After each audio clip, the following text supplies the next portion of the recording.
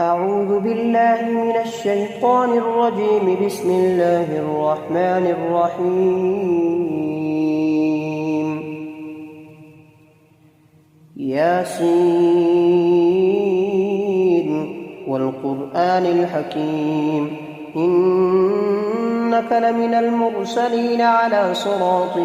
مستقيم تنزيل العزيز الرحيم لتنذر قوما ما أنذر آباؤهم فهم غافلون. لقد حق القول على أكثرهم فهم لا يؤمنون. إنا جعلنا في أعناقهم أغلالا فهي إلى الأذقان فهم مقمحون. وجعلنا من بين أيديهم سدا ومن خلفهم سدا فأغشيناهم فهم لا يبصرون. وسواء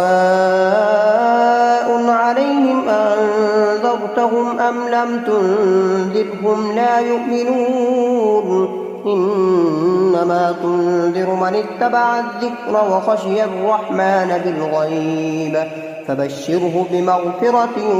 وأجر كريم. إنا نحن نحيي الموتى ونكتب ما قدموا وآثارهم وكل شيء أحصيناه في إمام مبين.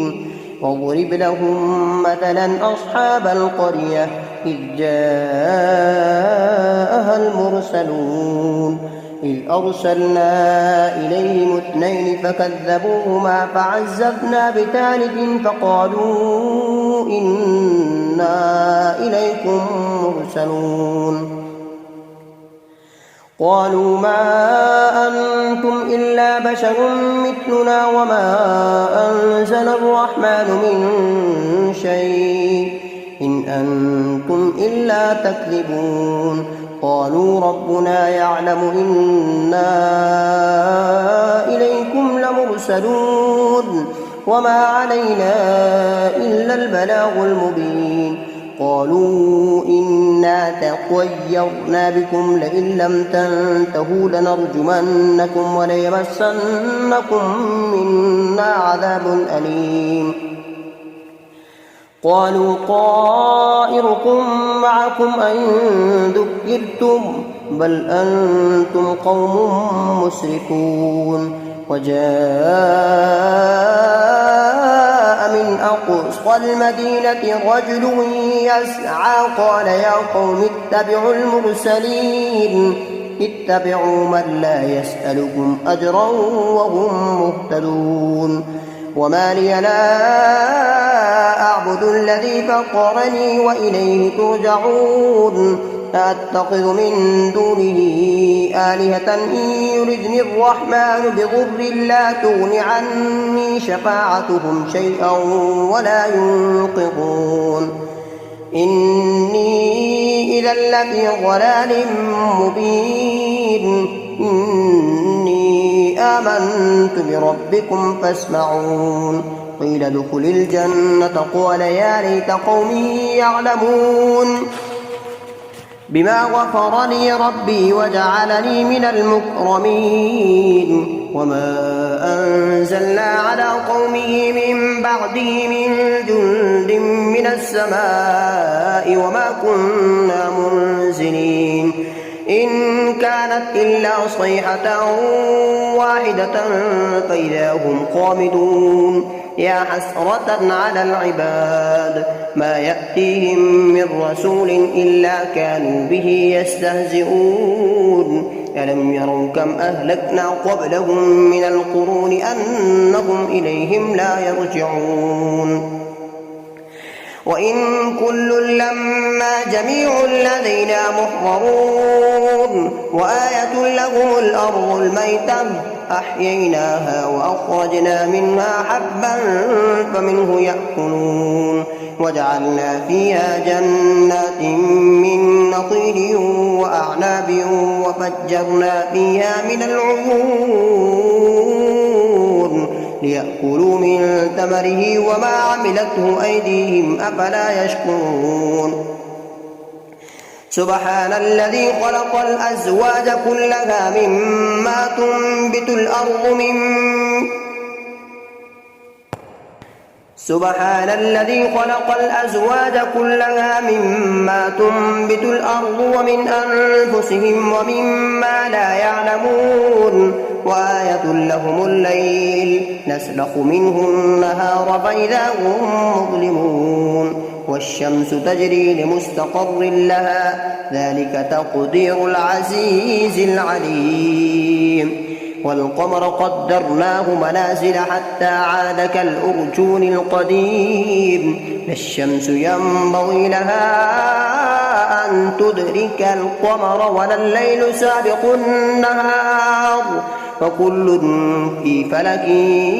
يسبحون وآية لهم أنا حملنا ذريتهم في الفلك المشحون وخلقنا لهم من مثله ما يركبون وإن نشأ نغرقهم فلا صريخ لهم ولا هم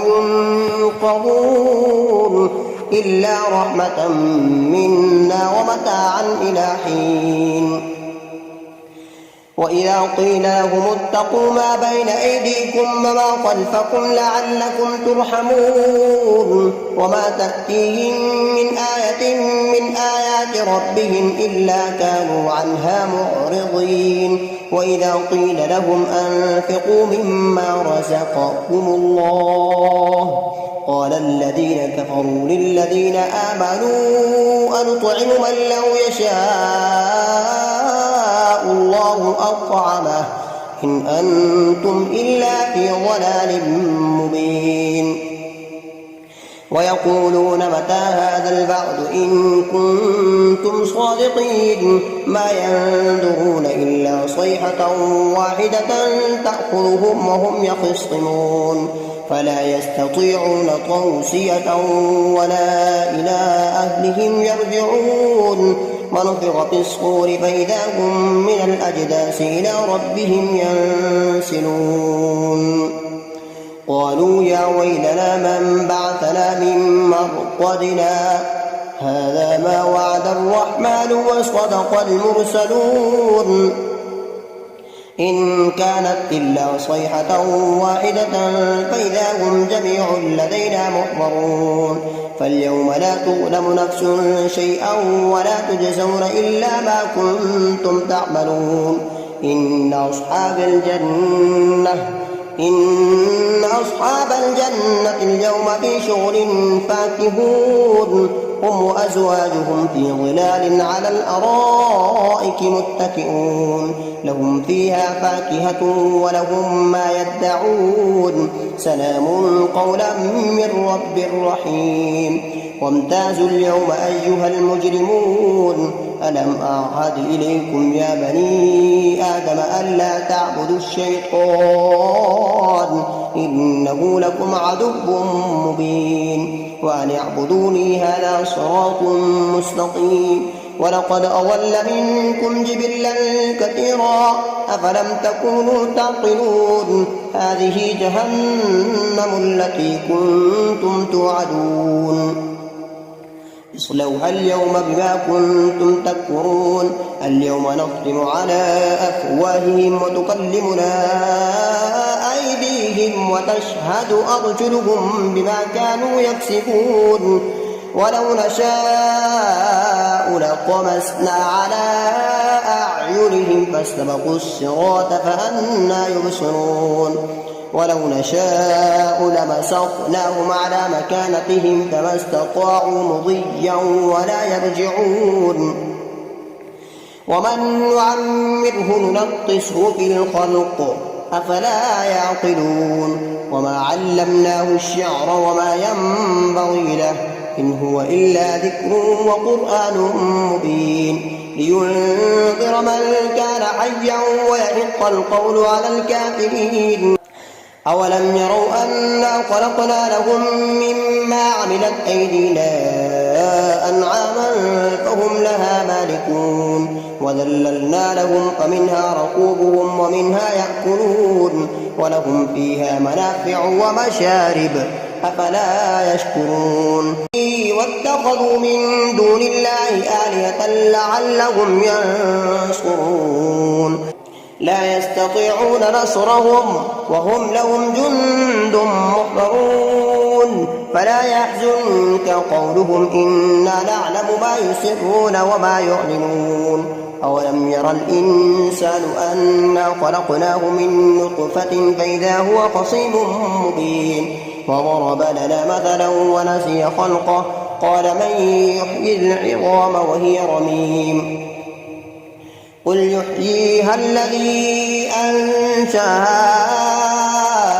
أول مرة وهو بكل خلق عليم الذي جعل لكم من الشجر الأخضر نارا فإذا أنتم منه توقدون أوليس الذي خلق السماوات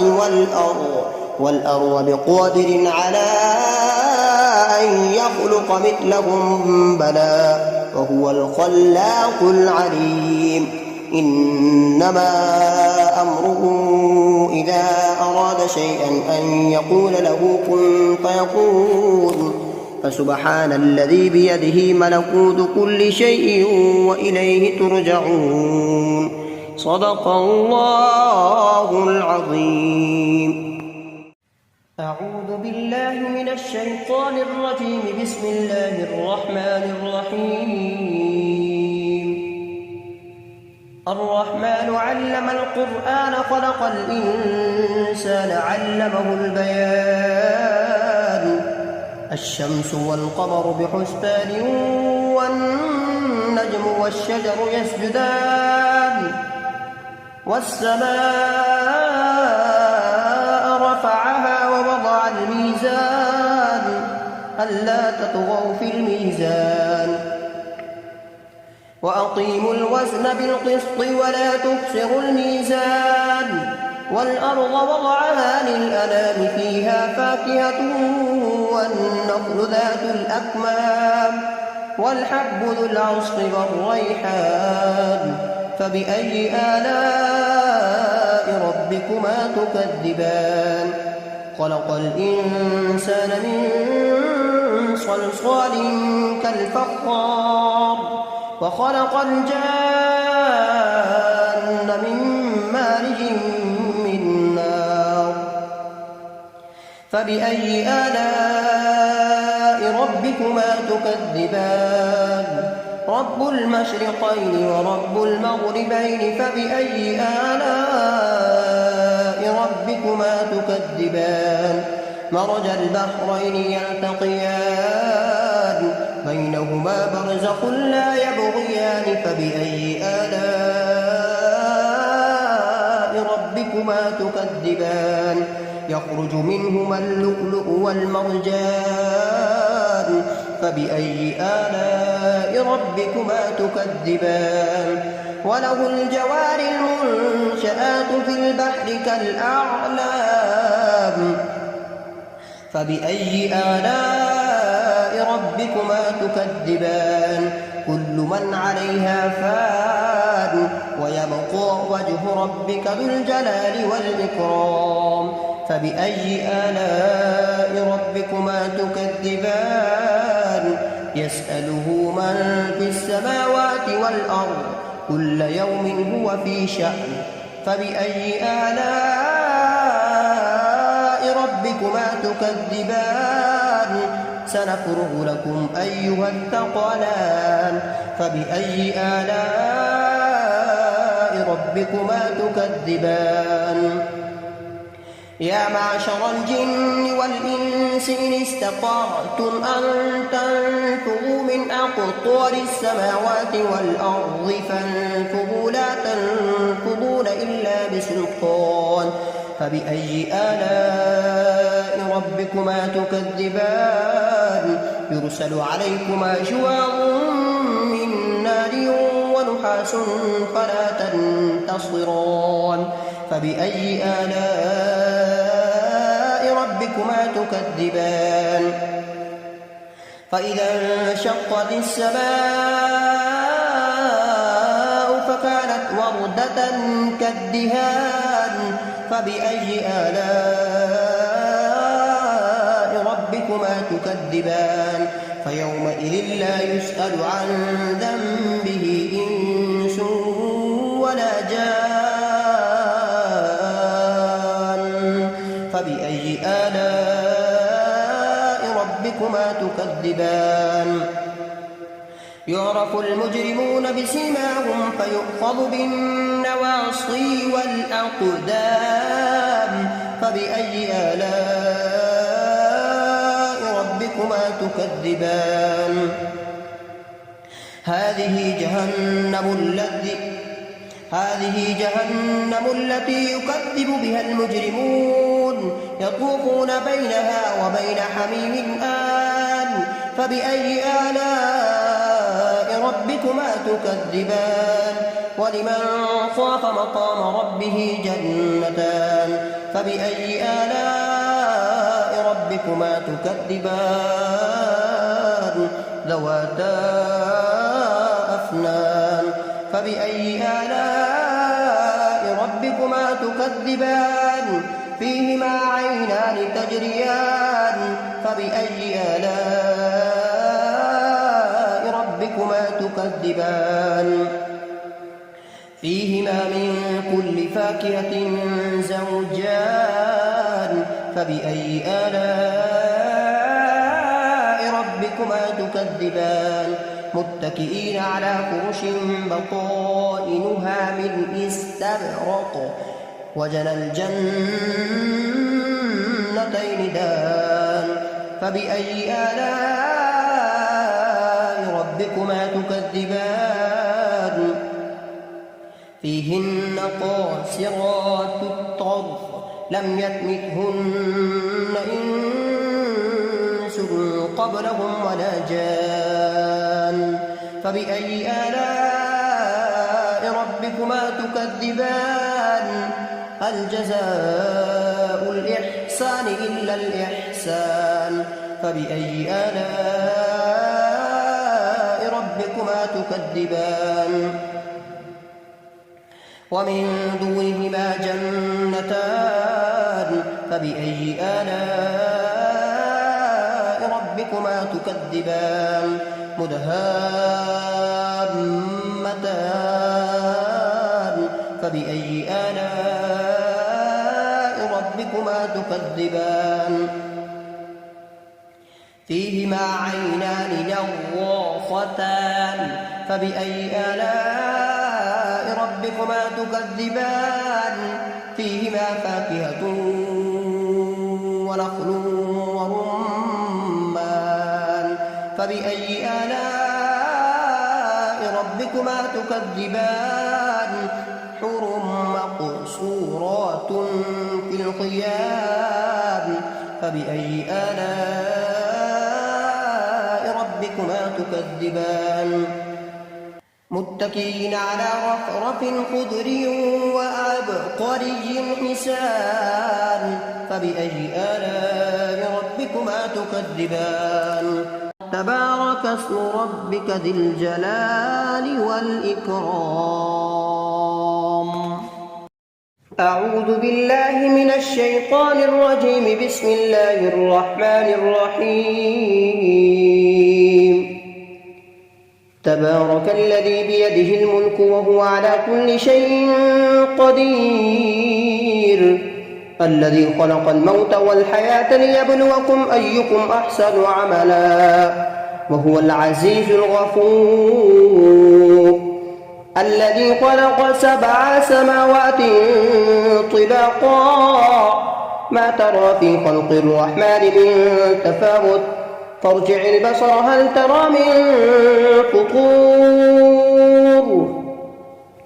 ثم ارجع البصر كرتين ينقلب إليك البصر خاسئا وهو حسير ولقد زينا السماء الدنيا بمصابيح وجعلناها رجوما للشياطين وأعتدنا لهم عذاب السعير وللذين كفروا بربهم عذاب جهنم وبئس المصير إذا ألقوا فيها سمعوا لها شهيقا وهي تفور تكاد تميز من الغيظ كلما ألقي فيها فوج سألهم خزنتها ألم يأتكم نذير قالوا بلى قد جاءنا نذير فكذبنا وقلنا ما نزل الله من شيء إن أنتم إلا في ضلال كبير وقالوا لو كنا نسمع أو نعقل ما كنا في أصحاب السعير فاعترفوا بذنبهم فسحقا لأصحاب السعير إن الذين يخشون ربهم بالغيب لهم مغفرة وأجر كبير وأسروا قولكم أو اجهروا به إنه عليم بذات الصدور ألا يعلم من خلق وهو اللطيف الخبير هو الذي جعل لكم الأرض ظلولا فامشوا في مناكبها وكلوا من رزقه وإليه النشور أأمنتم من في السماء أن يخسف بكم الأرض فإذا هي تمور أم أمنتم من في السماء أن يرسل عليكم حاصبا فستعلمون كيف نذير ولقد كذب الذين من قبلهم فكيف كان نكير أولم يروا إلى الطير فوقهم صافات ويقبضن ما يمسكهن إلا الرحمن إنه بكل شيء بصير أمن هذا الذي هو جند لكم ينصركم من دون الرحمن إن الكافرون إلا في غرور أمن هذا الذي يرزقكم إن أمسك رزقه بل لجوا في عتب ونفور أفمن يمشي مكبا على وجهه أهدى أمن يمشي سويا على صراط مستقيم قل هو الذي أنشأكم وجعل لكم السمع والأبصار والأفئدة قليلا ما تشكرون قل هو الذي ذرأكم في الأرض وإليه تحشرون ويقولون متى هذا الوعد إن كنتم صادقين قل إنما العلم عند الله وإنما أنا نذير مبين فلما رأوه زلفة سيئت وجوه الذين كفروا وقيل هذا الذي كنتم به تدعون قل أرأيتم إن أهلكني الله ومن معي أو رحمنا فمن يجير الكافرين من عذاب أليم قل هو الرحمن آمنا به وعليه توكلنا فستعلمون من هو في ضلال مبين قل أرأيتم إن أصبح ماؤكم غورا فمن يأتيكم بماء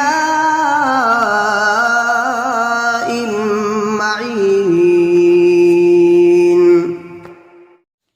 أعوذ بالله من الشيطان الرجيم بسم الله الرحمن الرحيم الرحمن علم القرآن خلق الإنسان علمه البيان الشمس والقمر بحسبان والنجم والشجر يسجدان والسماء رفعها ووضع الميزان ألا تطغوا في الميزان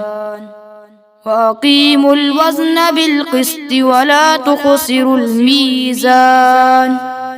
والأرض وضعها للأنام فيها فاكهة والنخل ذات الأكمام والحب ذو العصف والريحان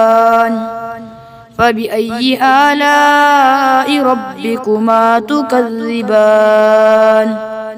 خلق الإنسان من صلصال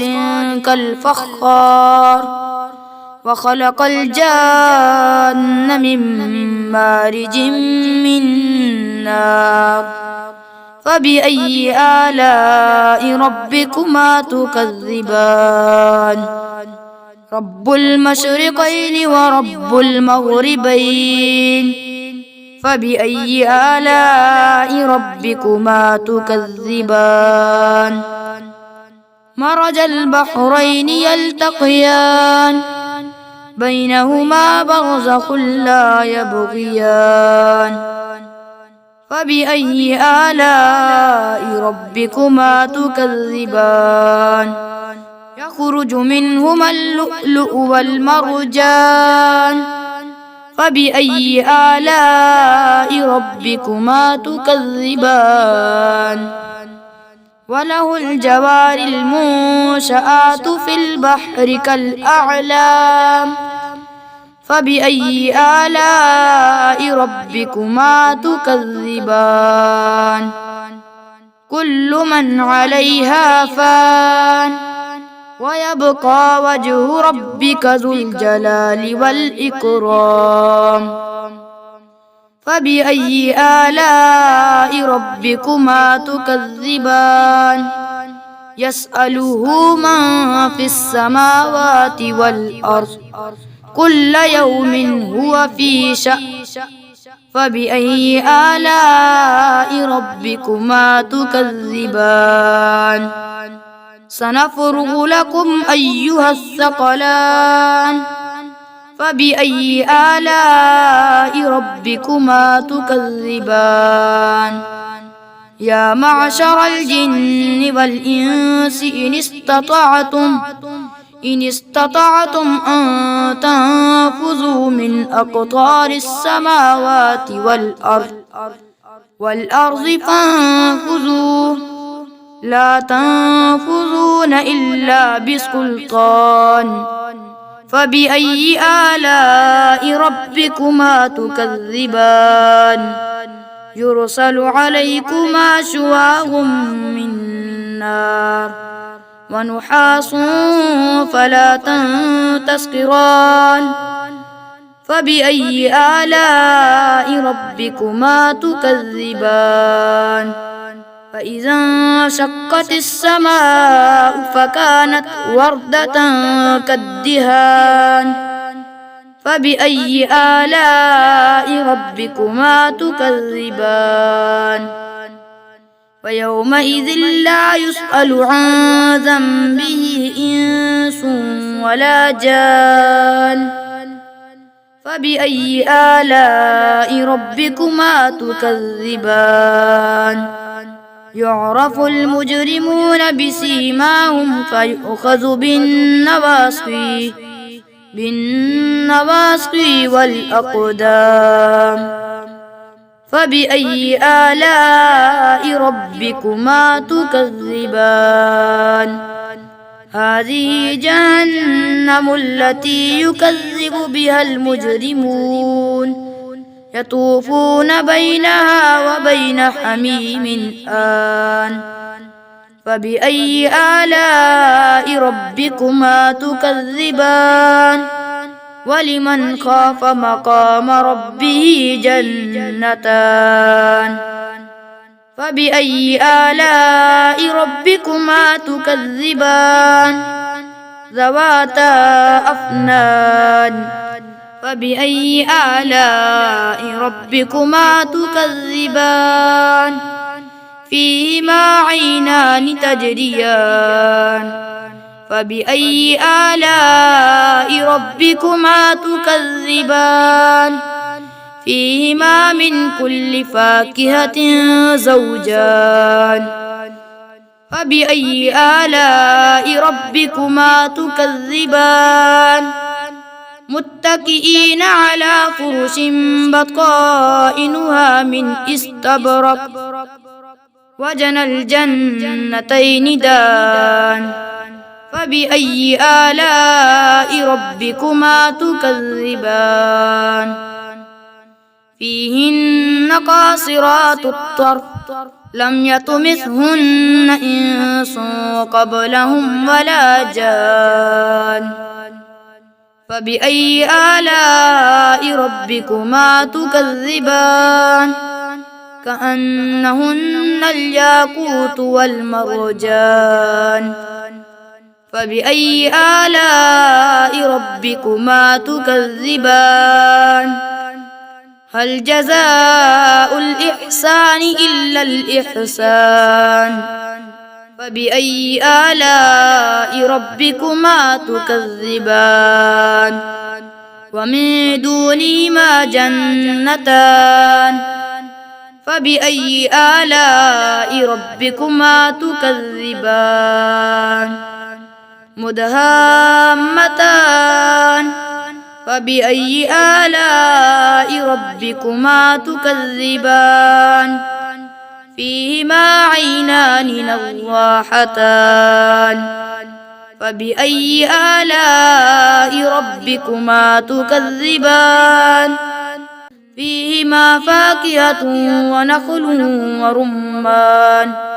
فبأي آلاء ربكما تكذبان فيهن خيرات حسان فبأي آلاء ربكما تكذبان حور مقصورات في الخيام فبأي آلاء ربكما تكذبان لم يطمثهن إنس قبلهم ولا جان فبأي آلاء ربكما تكذبان متكئين على رفرف خضر وعبقري حسان فبأي آلاء ربكما تكذبان تبارك اسم ربك ذي الجلال والإكرام بسم الله الرحمن الرحيم الله لا إله إلا هو الحي القيوم لا تأخذه سنة ولا نوم له ما في السماوات وما في الأرض من ذا الذي يشفع عنده إلا بإذنه يعلم ما بين أيديهم وما خلفهم ولا يحيطون بشيء من علمه إلا بما شاء وسع كرسيه السماوات والأرض ولا يئوده حفظهما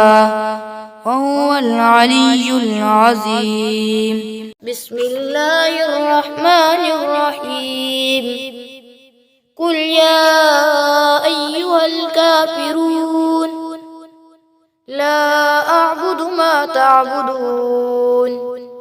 ولا أنتم عابدون ما أعبد ولا أنا عابد ما عبدتم ولا أنتم عابدون ما أعبد لكم دينكم ولي دين بسم الله الرحمن الرحيم قل هو الله أحد الله الصمد لم يلد ولم يولد ولم يكن له كفوا أحد بسم الله الرحمن الرحيم قل أعوذ برب الفلق من شر ما خلق ومن شر غاسق إذا وقب ومن شر النفاثات في العقد ومن شر حاسد إذا حسد. بسم الله الرحمن الرحيم. قل أعوذ برب الناس ملك الناس إله الناس من شر الوسواس الخناس الذي يوسوس في صدور الناس من الجنة والناس. صدق الله العظيم.